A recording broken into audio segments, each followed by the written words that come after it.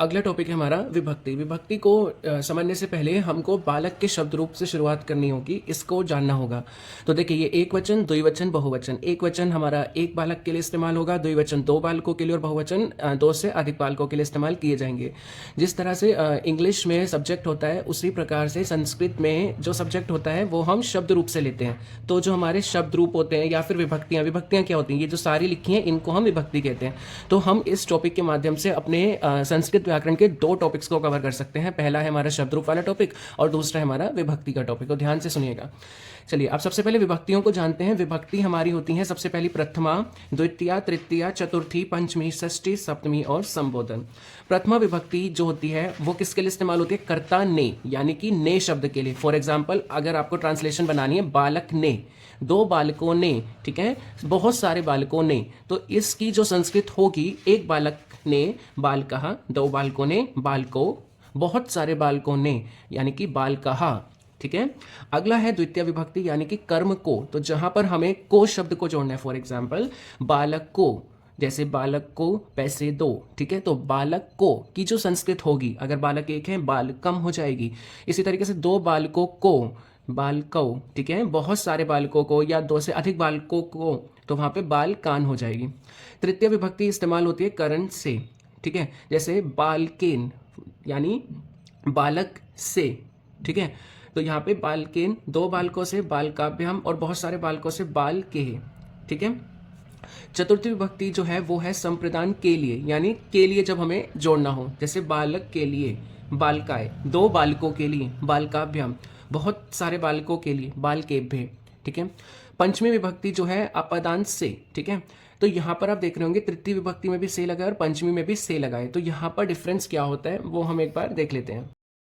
तो जो हमारी तृतीय विभक्ति होती है वो कहाँ इस्तेमाल होती है? जो विकृत अंग के द्वारा अंगों का विकार बताया जाता है, यानी कि कमी बताई जाती है। फॉर एग्जाम्पल, लीला कान से बहरी है, ठीक है, तो यहाँ पर कान से, ठीक है, लीला हमारी एक वचन है, तो यहाँ पर हम तृतीय विभक्ति का इस्तेमाल करेंगे। तो यहाँ पर आ जाएगा लीला, लीला ही रहेगा, कान से, ठीक है, तो ये हो जाएगा कर्णेन। संस्कृत जो होगा, देखिए इसका बालकेन, बालकेन लिखा है ना, तो इसी तरीके से अगर हम कान से की संस्कृत बनाएंगे तो कान से, यानी कि कर्णेन, ठीक है। तो तृतीय विभक्ति का जो से है वो कब इस्तेमाल होता है? जब कोई विकृत अंग के द्वारा अंगों का विकार बताया जाए। जैसे मोनिका कमर से कुबड़ी है, ठीक है, वैभव स्वभाव से सज्जन है, तो यहाँ पर तृतीय विभक्ति इस्तेमाल होती है। और जो पंचमी विभक्ति का से है वो वहाँ इस्तेमाल होता है जब कोई चीज किसी से अलग हो रही हो, जैसे पत्तियां पेड़ से गिर रही हैं, ठीक है, नदी पहाड़ से बह रही है, तो यहाँ पर जो से इस्तेमाल हो रहा है ये पंचमी विभक्ति के लिए, ठीक है। तो यहाँ पर अगर एक बालक से की बात हो रही है तो बालकात, दो बालकों से बालकाभ्यम, बहुत सारे बालकों से बालकेभ्य। षष्ठी विभक्ति हमारी संबंध के लिए इस्तेमाल होती है, यानी कि का, के और की के लिए, जैसे बालक का, बालक के, बालक की, ठीक है। तो अगर एक बालक के लिए तो बालकस्य, दो बालक के लिए तो बालकियों और बहुत सारे बालकों के लिए तो बालका नाम। सप्तमी विभक्ति हमारा जो होती है वो में और पर के लिए इस्तेमाल होती है। जैसे बालक में अगर कोई सेंटेंस बना, या बालक पर, तो ये हो जाएगा हमारा बालके, इसकी संस्कृत। दो बालकों में या दो बालकों पर, तो इसकी संस्कृत हो जाएगी बालकियों। और बहुत सारे बालकों में या बालकों पर, इसकी संस्कृत हो जाएगी बालकेशु, ठीक है।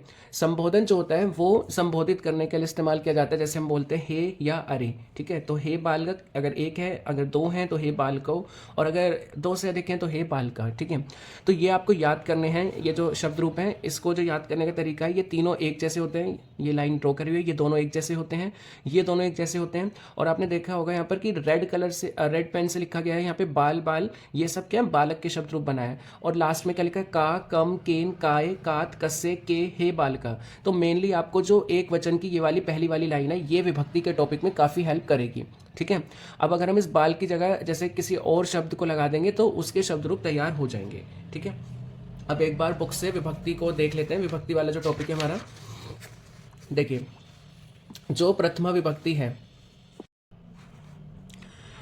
प्रथम विभक्ति को याद करने का ट्रिक है कि लास्ट में अगर आपको इस तरह से विसर्ग दिख रहे हैं किसी शब्द के, और जहाँ पर जब आप सेंटेंस को पढ़ रहे हैं ने का आपको समझ आ रहा है कि यहाँ पर ने शब्द का इस्तेमाल हो रहा है, जैसे बालक ने गेंद फेंकी, ठीक है, तो यहाँ पे जब उसका संस्कृत बनाया गया होगा बालकः गेंद ठीक है, इस तरह से कुछ लिखा होगा। तो आपको जो अंडरलाइन करके आएगा पेपर में पहचान करने के लिए कि यहाँ कौन सी विभक्ति लगी है, तो अगर किसी शब्द के लास्ट में दो विसर्ग आपको दिखाई दें इस तरह से और का लिखा हो, ठीक है, जैसे का लिखा हो और दो विसर्ग, तो वहाँ पर हमारी प्रथमा विभक्ति इस्तेमाल होती है।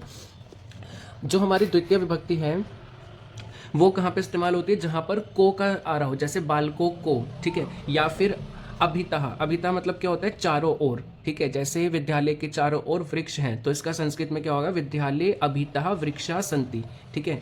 तो यहाँ पर अभितः शब्द इस्तेमाल हुआ, यानी कि जब भी आपको सेंटेंस रीड करेंगे तो आपको अगर ये वर्ड दिखे अभितः, जिसका मतलब होता है चारों ओर, परितः यानी कि सब ओर, सम्या मतलब कि समीप, निक्षा मतलब कि समीप, तो वहाँ पर हमें द्वितीय विभक्ति का इस्तेमाल करना है। जैसे देखिए सभा सदा राजनम अभितः, आपको वर्ड दिख गया ना अभितः, तो आपको तुरंत पहचान लेना है कि ये जो राजनम लिखा है, जो अंडरलाइन वर्ड है, ये हमारा द्वितीय विभक्ति का है। और आप वैसे भी देख सकते हैं, हमने भी बालक के शब्द रूप याद करे थे, इसमें जो द्वितीय विभक्ति का होता है उसमें बालकम, लास्ट में कम लिखा होता है ना, तो देखो यहाँ पर भी बालकम, इस तरह से राजनम, ठीक है। तो ये पहचान करने का तरीका है कि लास्ट में बालकम की तरह माँ लिखा होगा, ग्रामम, कृष्णम, गृहम, ठीक है, गृहम, ग्रामम और नगरम, इस तरह से ये हमारे द्वितीय विभक्ति है, ठीक है। जैसे कृष्णा परितः गोपिका संति, कृष्ण के सब और गोपियां हैं, तो हमने दो तरीके से पहचान कर ली। पहला शब्द तो परितः देखकर, जिसका अर्थ क्या होता है सब और दूसरा देखकर कृष्णम, ये माँ की बिंदु लगी है ना इस पे, कृष्णम,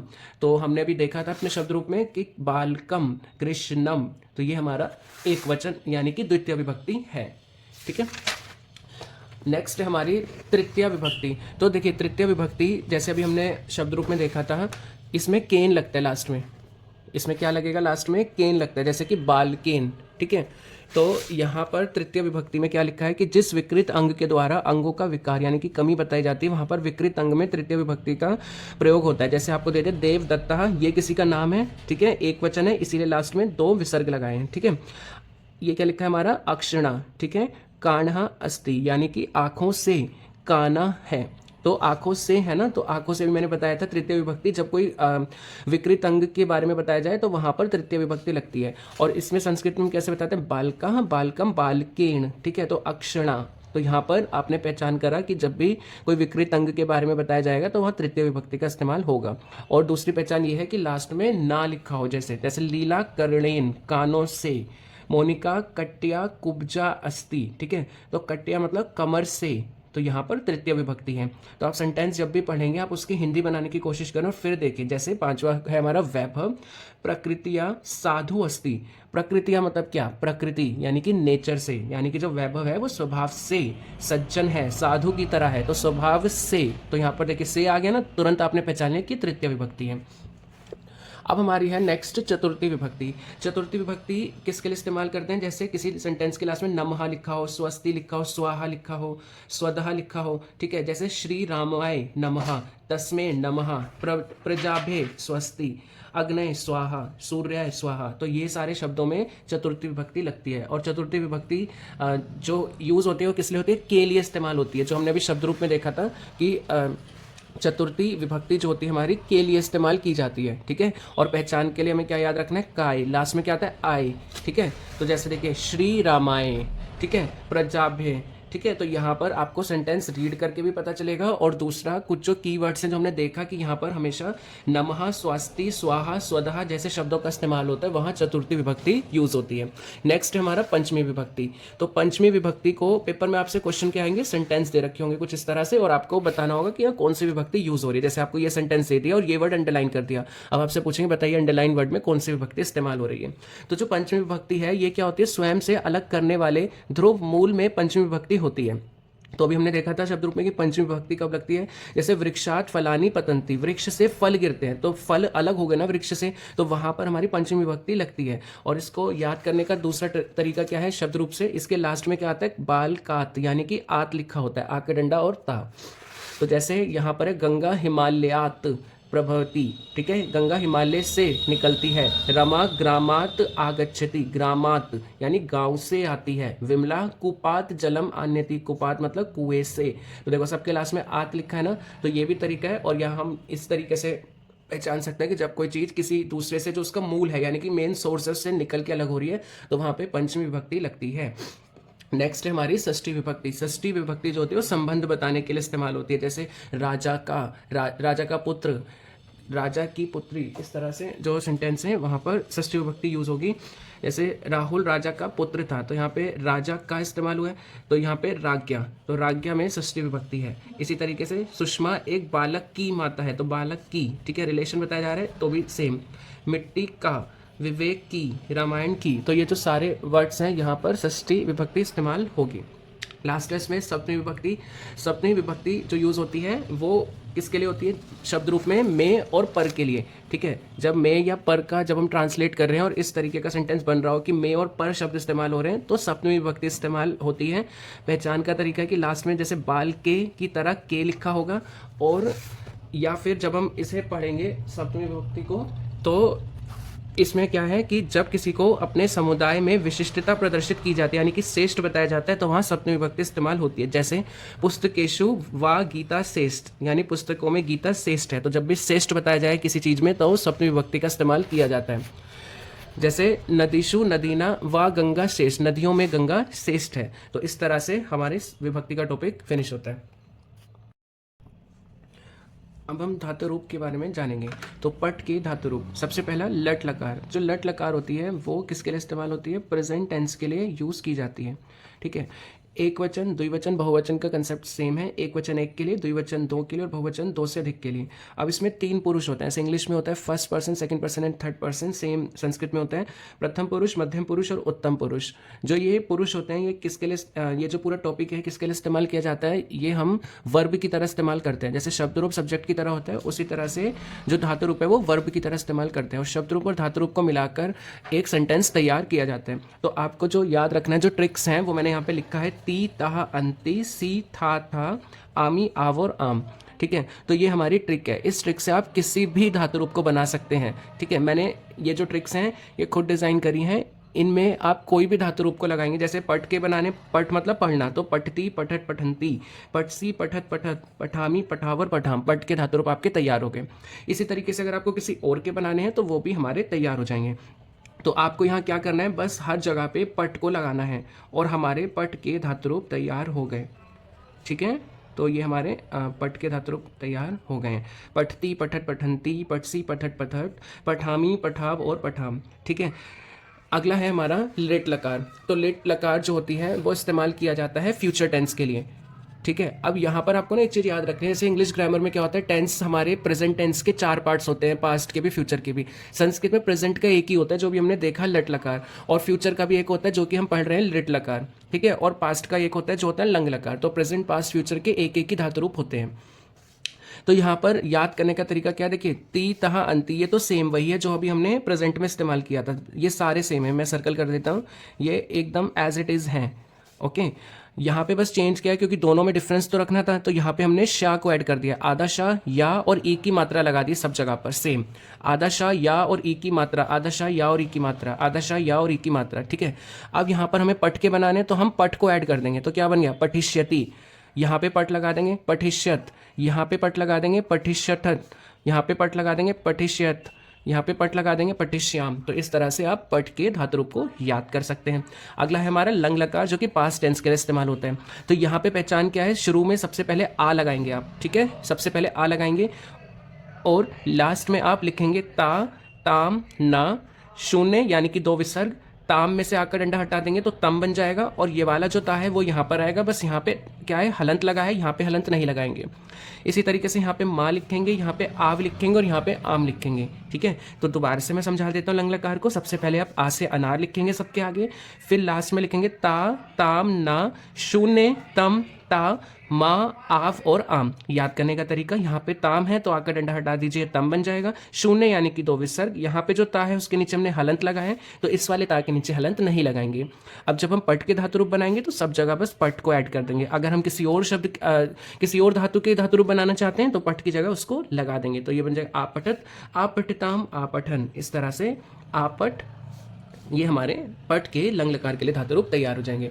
अगला है लोट लकार। लोट लकार नेक्स्ट हमारा लोट लकार। तो जो लोट लकार है वो आज्ञा के लिए इस्तेमाल किया जाता है। जैसे हमें बड़ों की आज्ञा माननी चाहिए, हमें जब हम कोई परमिशन लेते हैं तो आज्ञा लेते हैं तो वहाँ पर हमारा लोट लकार इस्तेमाल होता है। इसको याद करने का तरीका है तू ताम अंतु शून्य यानी कि कुछ नहीं, तम ता आनी आव और आम। तो ये जो ताम है इसमें से आकर डंडा हटाएंगे तो ये तम में चेंज हो जाएगा, और ये जो ता है वो इस वाले ता के साथ रहेगा। ठीक है, तो तू ताम अंतु शून्य तम ता आनी आव और आम। अब हमें पट के धातु रूप बनाने हैं तो हम सब जगह पे पट को ऐड कर देंगे और हमारे पट के लोट लकार के धातु रूप तैयार हो जाएंगे।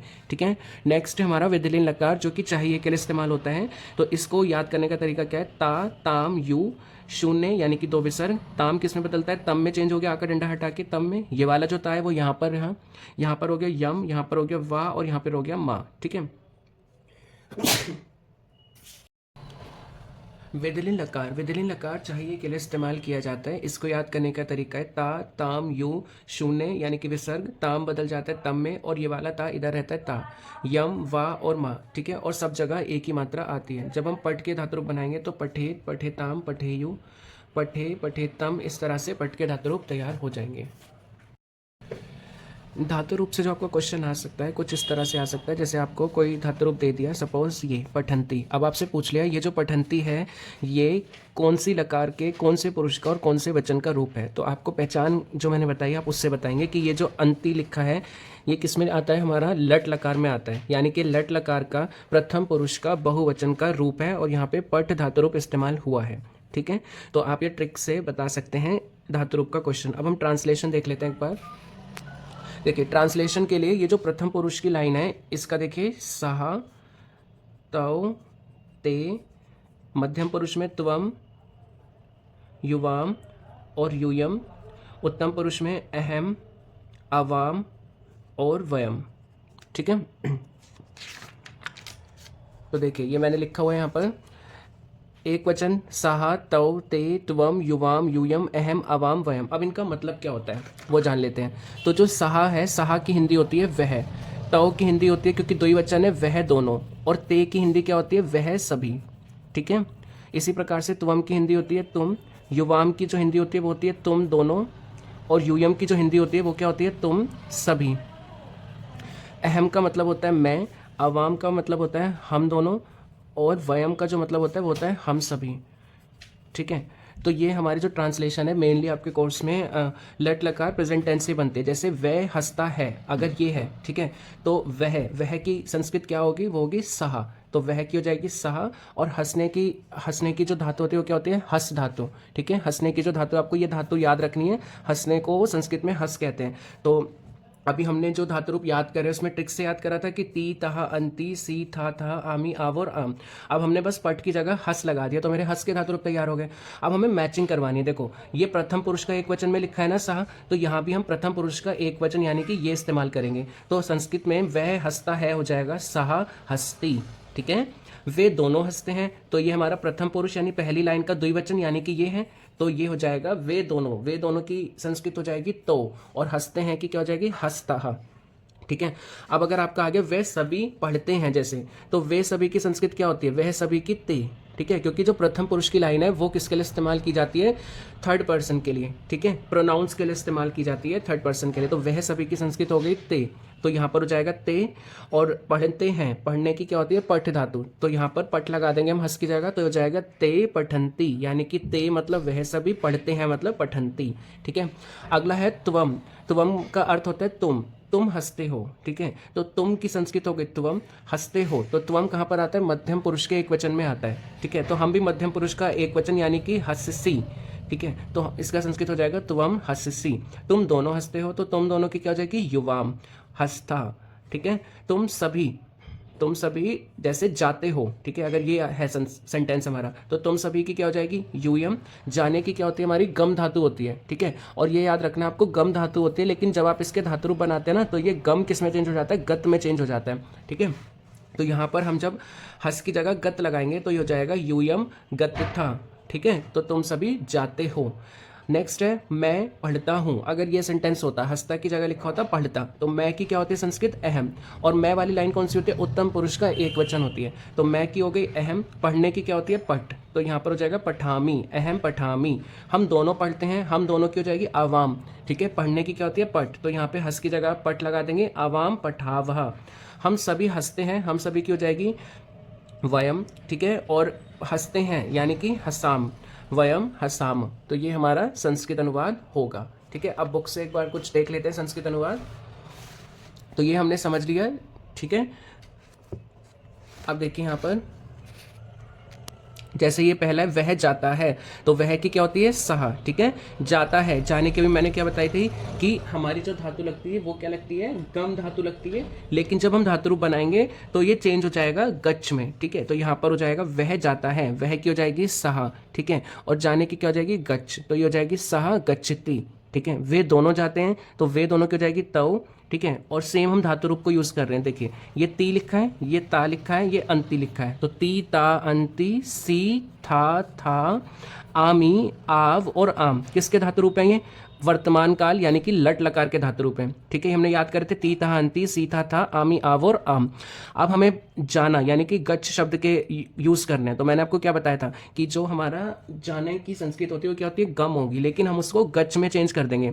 तो यहाँ पर देखो सब जगह पर हमने गच्छ लगा दिया, तो हमारे जाने के धातु रूप तैयार हो गए, यानी गच्छ के धातु रूप तैयार हो गए। अब बस हमें शब्द जो हमारा वो है शब्द रूप जो सब्जेक्ट की तरह काम करेगा उसके साथ मैचिंग करनी है। तो ये वाली जो टेबल है ये अभी हमने सीखा था, तो उससे ही हम कर रहे हैं। जैसे अगर वह जाता है तो एक है, अगर वह एक वचन है तो वह की संस्कृत सहा हो जाएगी, और जाने की क्या हो जाएगी गच्छति। अगर वे दोनों हो जाते हैं तो वे दोनों की तव, और जाने की गच्छता। वे सभी जाते हैं, वे सभी की तेज, और जाने की गच्छन्ति।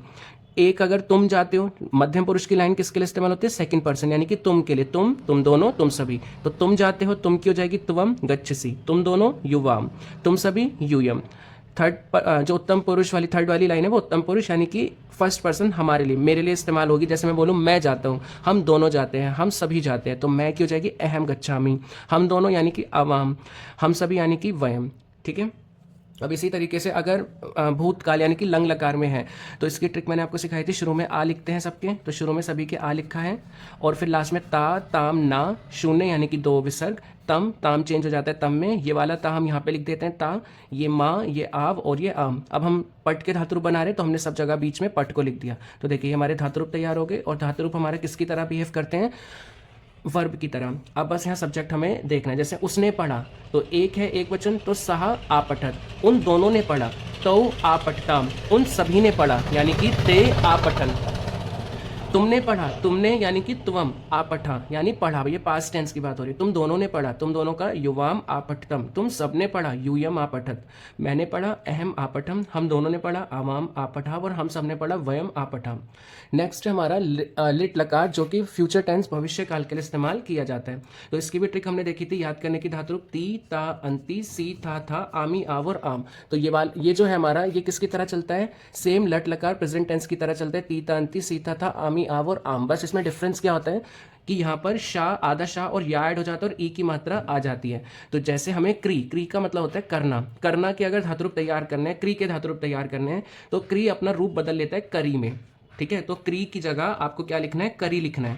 तो हमने सब जगह करी लिख दिया, तो ये हमारे किसके धातु रूप तैयार हो गए, क्री के धातु रूप तैयार हो गए। क्री मतलब करना, जैसे वह करेगा तो वह एक है यानी कि सहा करिष्यति, वे दोनों करेंगे तव करिष्यत, वे सभी करेंगे, वे सभी यानी कि ते करिष्यन्ति। इस तरह से हमारे ये भविष्य काल के भी सेंटेंस तैयार होते हैं। नेक्स्ट है हमारा लोट लकार, जो कि किसके लिए इस्तेमाल किया जाता है, हमारा आज्ञा के लिए। जैसे वह पिए, तो वह की सा, और लोट लकार के शब्द रूप हम धातु रूप हमने याद करे थे कि यहाँ पर तू ताम अंतु इस तरह से तैयार होते हैं। तो वह पिए तो सा पिबतु, ठीक है। पिब मतलब पीना, ठीक है। धातु रूप क्या है, पा, लेकिन जब धातु रूप हम बनाएंगे तो पा किस में बदल जाएगा, पिब में, और हम पट की जगह बस पिब और पिब को लिख देंगे, बाकी सेम देखिए तू ताम अंतु, ये तो हमारा सेम ही है। लेकिन अब हमें किसके बनाने हैं, पीने के बनाने हैं धातु रूप। तो पीना यानी कि पा धातु किस में बदल जाएगी, पिब में, तो हमने पट की जगह पिब को जोड़ दिया है। तो सा पिबतु, वह पिए, वे दोनों पिए यानी कि तव पिबताम, और वे सब पिए यानी कि ते पिबंतु, ठीक है। तो ये हमारे सारे किसके हैं, लोट लकार के हैं धातु रूप, ठीक है।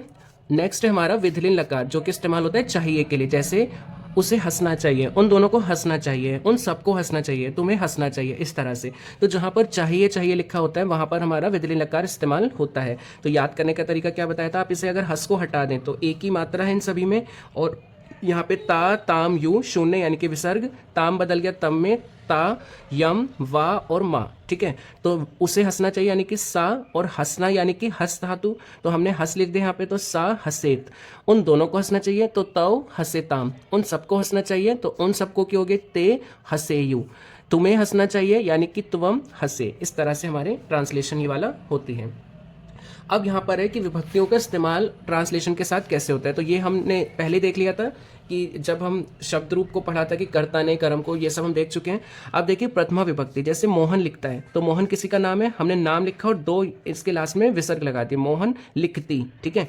मालती बोलती है तो मालती वदती, वद मतलब बोलना। आप नहीं खाते हैं, भवान यानी कि आप, ना मतलब कि नहीं, खाने की क्या होती है, खादती, ठीक है। बालक दौड़ता है तो बालका, एक वचन में इस्तेमाल कर रहे हैं, प्रथमा विभक्ति है, एक बालक है ना। अगर यहाँ लिखा हो तो दो बालक दौड़ते हैं, तो हम प्रथमा विभक्ति वाली लाइन जो है, जो भी हमने धातु रूप में देखी थी, उसका द्विवचन इस्तेमाल करते हैं, ठीक है। प्रथमा विभक्ति का द्विवचन इस्तेमाल करते हैं। अगर लिखा होता दो बालक भागते हैं, और अगर बहुत सारे बालक भागते हैं तो हम प्रथमा विभक्ति का बहुवचन इस्तेमाल करते हैं, ठीक है। अब नेक्स्ट है जैसे द्वितीय विभक्ति।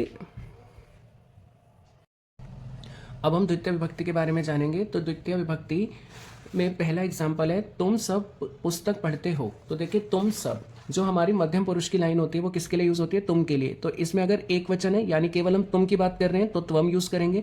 द्विवचन यानी कि दो लोगों की बात करें तो युवाम का इस्तेमाल करेंगे, और अगर दो से अधिक यानी कि तुम सभी का इस्तेमाल कर रहे हैं बहुवचन में तो यूयम का इस्तेमाल करेंगे। तो यहाँ पर जो सब्जेक्ट लगेगा वो क्या लगेगा, यूयम लगेगा। इसीलिए यहाँ पर तुम सब पुस्तक पढ़ते हो में तुम सबका संस्कृत क्या होगा, यूयम होगा। पुस्तक का क्या होगा, पुस्तकम होगा। पुस्तकम क्यों हुआ, क्योंकि पुस्तक को पढ़ते हो, है ना। तो हमने जब शब्द रूप को सीखा था, हमने क्या देखा था कि जब द्वितीय विभक्ति होती है वो किसके लिए इस्तेमाल की जाती है, कर्म को के लिए इस्तेमाल की जाती है। और अगर एक वचन होता है तो बाल कम होता है, ठीक है। बालकम शब्द का हम इस्तेमाल करते हैं। तो यहाँ पर क्या है, पुस्तक को पढ़ते हो, है ना। तो पुस्तक को, तो यहाँ पर पुस्तक कम हो जाएगा, जिस तरह से बाल कम होता है उस तरह से यहाँ पर हो जाएगा पुस्तकम। तो पुस्तकम लिखा हमने। और देखो तुम सबकी जो संस्कृत होती है वो क्या होती है, यूयम होती है ना। तो ये हमने अभी देखा था यहाँ पर कि तुम सबकी जगह हम क्या लिखते हैं, यूयम लिखते हैं। अब जो यहाँ पे वर्ब लिखेंगे तो क्वेश्चन क्या कह रहे हैं, पढ़ते हो, यानी कि पढ़ने की क्या होती है, पठ धातु इस्तेमाल होती है। तो पठ धातु जब हम यहाँ पे लिखेंगे तो यूयम यानी कि मध्यम पुरुष का बहुवचन। तो मध्यम पुरुष का बहुवचन में क्या आता है, लास्ट में था आता है। तो हम यहाँ पे हस की जगह क्या लगा देंगे, पठ लगा देंगे, तो ये हो जाएगा पठत, ठीक है। तो हमारा आंसर देखिए ये हो जाएगा यूयम पुस्तकम पठत। अगला है पंडित ज्ञान देता है, पंडित ज्ञान को देता है ना। तो पंडित का हो जाएगा पंडिता, क्योंकि जैसे बालक का शब्द रूप होता है ना एक वचन के लिए हम क्या लगाते हैं, लास्ट में विसर्ग लगाते हैं। इसी तरीके से पंडित किसी का नाम है, सर्वनाम है, तो पंडित लिखा हमने और लास्ट में विसर्ग लगा दिया, ज्ञान को देता है ना। तो ज्ञान को की जगह इसीलिए ज्ञानम आया। जिस तरह से द्विवचन द्वितीय विभक्ति एक वचन में हम क्या लिखते हैं, बालकम लिखते हैं, इसी तरीके से ज्ञान को यानी कि ज्ञानम। तो पंडिता ज्ञानम, देने की क्या होती है, ददाती, ठीक है। ददाती क्यों आया, क्योंकि सर्वनाम मैंने आपको बताया था कि जब हम ट्रांसलेशन करते हैं तो जो पहली वाली लाइन होती है किसके लिए इस्तेमाल होती है, ये हमारी थर्ड पर्सन यानी कि सर्वनाम के लिए इस्तेमाल होती है, ठीक है। देखो फर्स्ट पर्सन क्या है, मैं, सेकंड पर्सन क्या होगा, तुम, और थर्ड पर्सन क्या होता है, वह, जिसके बारे में बात कर रहे हैं। तो थर्ड पर्सन वाली लाइन इस्तेमाल होती है, क्योंकि यहाँ पर जो हमारा पंडित है वो क्या है, एक वचन है, इसीलिए यहाँ पर क्या आएगा, एक वचन आएगा, यानी कि ती लगेगा। ददाती इसलिए आया, दद मतलब देना, और ती किस लिए आया, क्योंकि प्रथम पुरुष का एक वचन है, इसीलिए ये हुआ पंडितः ज्ञानम ददाति। मैंने पत्र दिया, मैंने की क्या होगी, अहम, पत्रम आददाम, ठीक है। दिया यानी कि पास्ट टेंस में, इसीलिए शुरू में क्या आया, आ आया। और दिया की अभी हमने देखा था कि धातु रूप क्या होती है, दद होती है, ठीक है। और अहम के साथ क्या लगता है, आम लगता है, ये हमने भी देखा था ना। ये देखिए अहम के साथ जब हम ट्रांसलेशन करते हैं तो आम लगता है पास्ट टेंस में, ये रहा। लंग लकार में जो हमारा अहम है, अहम के साथ क्या लगता है, आम लगता है। तो यहाँ पर जब हम लिखेंगे ददाम तो देखो इस तरह से हो जाएगा अहम, और क्वेश्चन में क्या था, अहम पत्रम, मैंने पत्र दिया, तो अहम पत्रम आददाम, ठीक है। तो इस तरह से हमारे द्वितीय विभक्ति के। अगला है हमारा तृतीय विभक्ति। जैसे तृतीय विभक्ति हमने देखा था कि किसके लिए इस्तेमाल किया जाता है, क्रिया के करने में जो साधन मदद करता है उसे करण कारक कहते हैं। अब हम जानते हैं तृतीय विभक्ति के बारे में। जैसे राजा स्वभाव से सज्जन है, तो स्वभाव से, तो तृतीय विभक्ति किसके लिए इस्तेमाल की जाती है? से के लिए इस्तेमाल की जाती है। जैसे यहाँ पर है, तृतीय विभक्ति से के लिए हम इस्तेमाल करते हैं। और इसमें एक वचन के लास्ट में क्या आता है? केन आता है। ठीक है, तो देखो राजा स्वभाव से सज्जन है। राजा की संस्कृत क्या होती है? नृपः। स्वभाव मतलब प्रकृतिया। ठीक है, राजा यानी कि नृपः प्रकृतिया सज्जना अस्ति। अस्ति मतलब है की संस्कृत क्या हो जाएगी? अस्ति।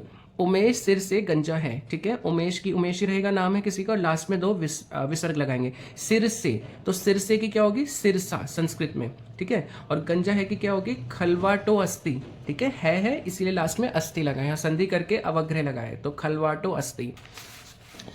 नेक्स्ट है इस तरह से, विनित कमर से कुबड़ा है, तो नाम है किसी का विनित, तो विनीतः कमर से। कमर से कर्ता ने कर्म को करण से, यानी कि तृतीय विभक्ति लगेगी। कटिया कुब्जा अस्ति। ठीक है, वह आंखों से देखती है। वह की क्या होगी? सह। आंखों से, आप देख रहे हैं सब में से आ रहा है, तो हमने पहचान बताई थी कि कर्ता ने कर्म को करण से, यानी कि तृतीय विभक्ति लगेगी। और एक वचन की बात हो रही है, इसलिए यहाँ पर बालका बालकम बालकेन, केन वाला यहाँ पे इस्तेमाल करेंगे। तो वह की संस्कृत होगी सह आंखों से, यानी नेत्राभ्याम। आंखें दो होती है ना, तो इसीलिए नेत्राभ्याम आया। तो देखें यहाँ पर आप एक बार कि तृतीय विभक्ति से के लिए इस्तेमाल होती है और आंखें दो होती है, यानी कि द्विवचन वाली लाइन आएगी। तो तृतीय विभक्ति द्विवचन क्या होता है? बालकाभ्याम। ठीक है, क्योंकि यहाँ पे नेत्रों की बात हुई है इसीलिए हमने नेत्राभ्याम लिखा है। और देखती है कि क्या हो जाएगी? पश्यति। सा के साथ हमेशा ती लगता है। ठीक है, ये अभी हमने देखा था, आप दोबारा देख लीजिए एक बार। ये रहा, ये देखिए सहा की संस्कृत हिंदी में क्या मतलब होता है? वह। और देखिए सा के साथ क्या लगता है? ती लगता है प्रेजेंट टेंस में। ये हमने सीखा था ना, लट लकार में ती तहा अंति, सी था आमी आव और आम। सहा के साथ ती लगेगा, तो के साथ ता लगेगा, ते के साथ अंति लगेगा, तुअम के साथ सी लगेगा, युवाम के साथ था लगेगा, यूयम के साथ था लगेगा, अहम के साथ आमी लगेगा, अवाम के साथ आव लगेगा और वयम के साथ आम लगेगा। ठीक है, तो इन चीज़ों का आपको ध्यान रखना है। अगला देख लेते हैं, मोहन साबुन से कपड़े धोता है, तो मोहन मोहन ही रहा। साबुन से क्या होगा? फेनिलेन। ठीक है, कपड़े वस्त्राणी, और धोता है छाल्यति, तो साबुन से। ठीक है, से आ रहा है ना, इसीलिए यहाँ पर तृतीया विभक्ति लगी है। फेनिलेन, जैसे बालका बालकम बालकेन, इसी तरीके से फेनिलेन साबुन से। हम मुंह से खाते हैं, हम यानी कि वयम, मुंह से यानी कि मुखेन, बालकेन मुखेन, खाते हैं खादाम। वयम के साथ क्या लगता है? आम लगता है। ये देखिए यहाँ पर वयम कहाँ लिखा है हमारा? ये लिखा। वयम के साथ क्या लगता है? आम लगता है प्रेजेंट टेंस में। ठीक है, नेक्स्ट है, रमा ने डंडे से पीटा। रमा रमा ही रहा, रमा ने डंडे से यानी डंडेन, बालकेन की तरह डंडेन, पीटा अत्याडट। ठीक है, चलिए अब चतुर्थी विभक्ति के बारे में जानते हैं। अब यहाँ पर है पहला एग्जाम्पल, राजा पंडित को दान देता है। राजा नृपः रहा, पंडित को, ठीक है, दान देता है, तो पंडिताय, जैसे बालकाय होता है ना, इसी तरीके से पंडिताय दानम ददाती, दान देता है। अनीता को लड्डू अच्छा लगता है। अनीता को, कर्ता ने कर्म को। ठीक है, अनीताय मोदकम रोचते। ठीक है, तो देखो यहाँ पे जरूरी नहीं है चतुर्थी विभक्ति, तो आपको चतुर्थी ही लगाना है। आपको ये पहचानना है क्या लिखा है? अनीता को, तो आपको देखना है कि को कहाँ पर आता है। कर्ता ने कर्म को यहाँ पर आता है, यानी द्वितीय विभक्ति में आता है। और लड्डू अच्छा लगता है। ठीक है, तो यहाँ पर हम क्या लगाएंगे कि अनीता को लड्डू अच्छा लगता है, अनीताय मोदकम रोचते। चतुर्थी विभक्ति, राजा पंडित को दान देता है, तो राजा मतलब नृपः, पंडित को यानी पंडिताय, पंडित को दानम ददाती। अनीता को लड्डू अच्छा लगता है, अनीताय मोदकम, मोदकम मतलब लड्डू, अच्छा लगने की क्या होती है? रोचते। मोहन ने गरीब को धन दिया, तो मोहन ने यानी कि मोहना, दरिद्राय यानी कि गरीब को, संप्रदाम यानी कि धन, आददात मतलब कि दिया, पास्ट टेंस में। ठीक है, अगला है पंचमी विभक्ति। तो पंचमी विभक्ति में क्या है? पहला, पेड़ से पत्ते गिरते हैं, तो देखो यहाँ पर आपको से दिखेगा। जैसे पंचमी विभक्ति का रूल क्या होता है? अपादान से। ठीक है, और यहाँ पे जब हम शब्द रूप देखते हैं तो यहाँ पर किसका इस्तेमाल होता है? बाल कात का इस्तेमाल होता है, यानी लास्ट में कात लगाया जाता है, अपादान से। ठीक है, तो जैसे पेड़ से पत्ते गिरते हैं, पेड़ से यानी कि वृक्षात, जैसे बालकात इसी तरीके से वृक्षात। पत्ते यानी कि पतनाणी, गिरने की क्या होती है? पतंती। ममता नदी से जल लाती है, ममता नदी से यानी कि नगहा, जल यानी कि जलम, लाने की क्या होती है? आन्यति। सज्जन दुर्जन से डरता है, सज्जना दुर्जनात विभेति। ठीक है, डरता है। छात्र विद्यालय से आता है, यानी कि छात्रा विद्यालयात, विद्यालय से आता है, विद्यालय से अलग हुआ यानी निकल गया है। तो विद्यालय का संस्कृत अनुवाद क्या होगा, विद्यालय से का विद्यालयात, और आने की क्या होती है, आगच्छति। ठीक है, इसी तरीके से है षष्ठी विभक्ति किसके लिए इस्तेमाल होती है, संबंध के लिए इस्तेमाल होती है। जैसे का, के, कि, राम, जैसे एग्जाम्पल है ये राम की पुस्तक है, ये राम के पिता है, ये राम की पत्नी है, तो यहाँ पे संबंध स्थापित हो रहा है, तो यहाँ पे षष्ठी विभक्ति का इस्तेमाल किया जाएगा। जैसे ये राम की किताब है, तो यह की क्या होती है, इदम, राम की यानी कि रामस्य। जैसे बालक के शब्द रूप में षष्ठी विभक्ति संबंध का, के, की बताती है, और हम क्या इस्तेमाल करते हैं, बालकस्य। इसी तरीके से यहाँ पर जो सब्जेक्ट है वो कौन है, राम है, तो रामस्य। पुस्तक, किताब का पुस्तकम है मतलब अस्ति, वह किसका हाथी है, वह मतलब सहा। किसका की संस्कृत होती है कस्य, कस्य मतलब किसका। हाथी को क्या बोलते हैं, गजहा, है मतलब अस्ति। और क्वेश्चन पूछने तो क्वेश्चन मार्क। यह शाम का भाई है, यह मतलब अयम या फिर इयम दोनों लिख सकते हैं। यह शाम का भाई है, अयम शाम का, यानी कि जैसे बालकस्य होता है ना, इसी तरीके से शामस्य। भाई कौन होता है संस्कृत में, भ्राता, है मतलब अस्ति। यह किताब किसकी है, इदम पुस्तकम कस्य, यानी कि किसकी, अस्ति। दशरथ के 4 पुत्र थे, दशरथस्य, बालकस्य की तरह दशरथस्य। 4 का चत्वारः, पुत्र पुत्रः, थे ना तो आसन, और अगर था तो आसीत, और अगर है तो अस्ति। ठीक है, नेक्स्ट है हमारी सप्तमी विभक्ति। जैसे संध्या विद्यालय में है, सप्तमी विभक्ति किसके लिए इस्तेमाल होती है, में या पर। ये अभी हमने देखा था, सप्तमी विभक्ति इस्तेमाल होती है में या पर, और एक वचन के लिए क्या लिखते हैं, बाल के लिखते हैं। ठीक है, तो देखिए संध्या विद्यालय में है, तो विद्यालय में की संस्कृत क्या होगी, बाल के की तरह विद्यालय, तो यहाँ पे विद्यालय, और है मतलब अस्ति। भीम युद्ध में प्रवीण था, तो भीम का हो गया भीमः, युद्ध में यानी युद्धे, प्रवीण मतलब प्रवीण, था तो आसीत। कार्यालय में छुट्टी है, कार्यालय में तो संस्कृत में क्या हो जाएगा, बालके की तरह कार्यालय, छुट्टी मतलब अवकाशः अस्ति। पंडित आसन पर बैठा है, पंडिता आसन पर, यानी कि आसने, बैठने की क्या होती है, तिष्ठति, क्योंकि पंडित एक है इसीलिए हमने यहाँ पर ती लगाया है। ठीक है, नेक्स्ट है हमारा संबोधन। तो जो संबोधन है वो किसके लिए इस्तेमाल होता है, जब हम किसी को संबोधित करते हैं। जैसे हे देव कल्याण करो, तो हे देव कल्याण करो की क्या होगी, कुरु। प्रभु मेरी रक्षा करो, भो प्रभु माँ रक्ष। ठीक है, माँ मतलब मेरी, रक्षा करो मतलब रक्ष, तो आपको याद रखना है रक्षा करो की संस्कृत होती है रक्ष। बालको तुम सब घर जाओ, हे बालका यूयम, तुम सबकी क्या होती है संस्कृत यूयम। घर की क्या होती है गृहम, जाओ मतलब गच्छत, यूयम के साथ बताया था ना ता लगता है, और जाने की गच्छ धातु होती है इसलिए गच्छत। हे दुर्योधन प्रिय वचन बोलो, हे दुर्योधना प्रिय वचनम, बोलने की होती है वधा। ठीक है, तो इसी के साथ हमारी ट्रांसलेशन फिनिश होती है।